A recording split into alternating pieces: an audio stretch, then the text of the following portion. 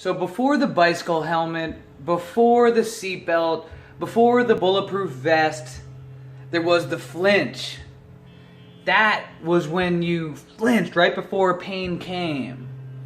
And it's what a lot of people avoid. They avoid pain. They flinch.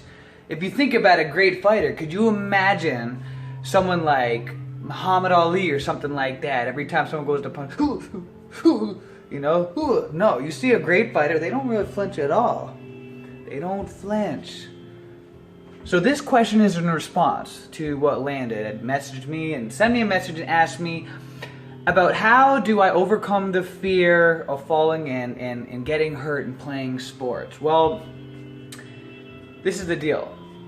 In order to get over that fear of falling and getting hurt in sports and so forth and stuff like that, you have to become more competent. You have to go through the pain. You have to understand that those scars, that pain that you're going to go through is going to build the character. The flinch is never going to go away. But what happens is confidence comes from competence. Think about it. If I was to say, okay, I want you to come over right now and fix my plumbing at my house, unless you're a skilled plumber or something like that, you're not gonna be very confident at doing it. I'm not. I don't know how to do freaking plumbing. What creates confidence is competence. And the only way to get that competence is by going through it, by developing that muscle memory. The same exact thing with a boxer. You know, if you were to get into the ring with, Floyd Mayweather, you're going to get your fucking ass handed to you. Why? Because you don't have the confidence that he does. You don't have that confidence that he does. And the only way you can gain that confidence and that to not be so afraid of getting hit and getting hurt is by developing competence.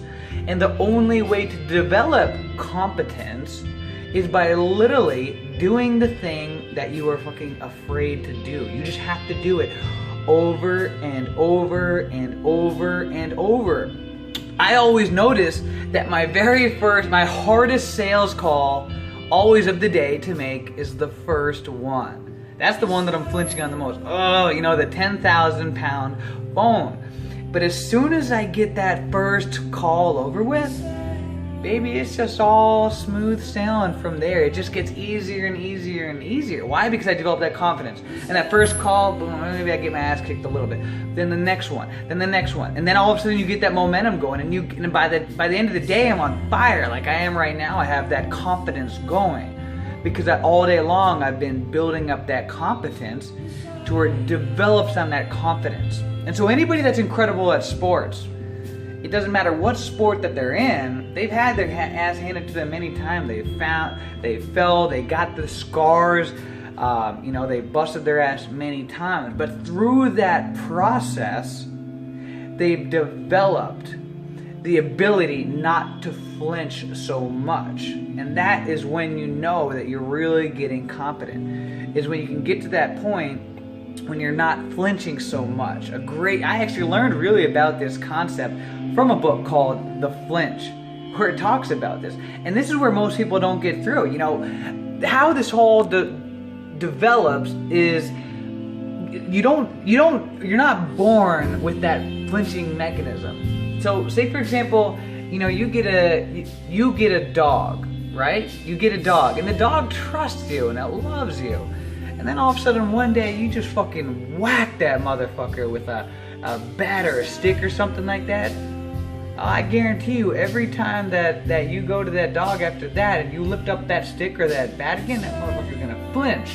Why? Because that first experience ingrained in them that trigger of fear, that pain body.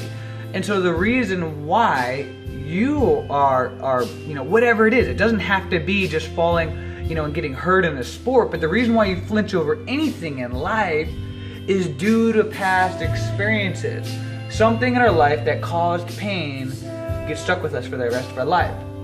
But this is the secret. In order to get through that, a lot of the things that we flinch over are not really that bad, are not really that scary, like getting hit by like a stick or a bat or something like that by your dog. And so the only way to really get through it is to literally just to do the thing that you're afraid to do. And eventually, as you keep doing it, you're gonna bust your ass, you're gonna get more scars, but you will get more confident, and in turn you'll develop that confidence, but there's no shortcut way around. So I'm sorry, that's the bad news. There's not really one book that you can read or something like that that's going to get you over that fear. You just have to go through it, just like a boxer. An incredible boxer, when they first went in the ring, they probably were naive, they got knocked around. The next time they went in, they probably were flinching a little bit more and so forth. But as they got better and they got used to it, and they got more confidence and they developed the skill and so forth, then they can get into the ring and they're not flinching so much. Sure, maybe the flinch is always going to be there, but they're better at managing the flinch. They're better at managing. You get what I'm saying? And so that's the deal. Get better, but the only way to do it is just to go through the process.